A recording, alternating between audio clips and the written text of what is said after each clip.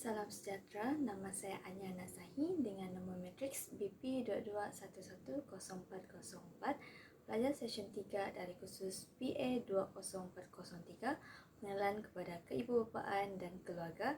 Dan hari ini saya akan membentangkan satu topik yang menarik, iaitu attachment parenting ataupun keibubapaan keterikatan. Attachment parenting merupakan satu gaya keibubapaan yang menekankan hubungan emosi yang rapat dan sihat antara ibu bapa dan anak.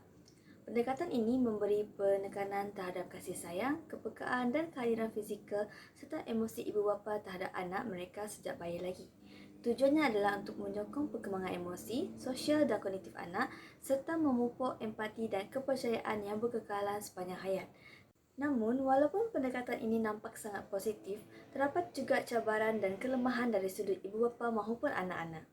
Pertama, cabaran dari pihak kanak-kanak. Cabaran yang dihadapi termasuklah ketergantungan emosi berlebihan. Kanak-kanak yang terlalu bergantung kepada kehadiran ibu bapa akan sukar untuk berdikari. Contohnya, takut berpisah semasa mula masuk tadika atau sekolah. Selain itu, mereka juga mungkin mengalami keterbatasan dalam interaksi sosial kerana terlalu biasa dengan kehadiran eksklusif ibu bapa. Mereka akan mengambil masa lebih lama untuk menyesuaikan diri dalam suasana sosial seperti taska atau taman permainan. Sudut ibu bapa pula, cabarannya ialah komitmen masa dan tenaga yang tinggi. Contohnya, ibu bapa perlu sentiasa hadir secara fizikal dan emosi untuk anak melalui amalan seperti penyusuan badan, tidur bersama dan memberi perhatian penuh. Hal ini boleh menyebabkan ibu bapa berasa letih dan tertekan. Selain itu, mereka juga boleh menghadapi tekanan sosial. Dalam budaya yang menekankan kemerdekaan anak sejak kecil, ibu bapa yang mengamalkan attachment parenting mungkin dikritik kerana dikatakan terlalu memanjakan anak atau tidak tegas. Seterusnya, antara kelemahan utama pendekatan ini dari sudut kanak-kanak ialah: pertama, kelemahan kawalan diri. Disebabkan mereka sering diberi perhatian segera, anak mungkin kurang belajar tentang sabar, menunggu giliran atau mengurus kekecewaan. Contohnya, apabila mereka tidak dapat sesuatu dengan cepat, mereka mudah menangis atau merajuk. Kedua, toleransi rendah terhadap tekanan. Oleh kerana mereka sentiasa dipenuhi secara emosi, mereka mungkin kurang tahan terhadap konflik sosial seperti dikritik atau ditolak oleh rakan sebaya.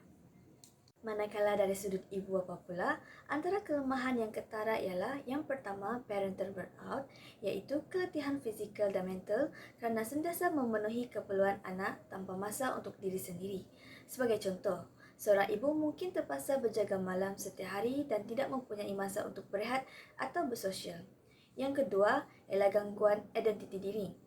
Sesetengah ibu terlalu fokus kepada pengasuhan anak sehingga mengabaikan diri, hobi, kejayaan atau hubungan perkahwinan sehingga menyebabkan mereka hilang rasa diri.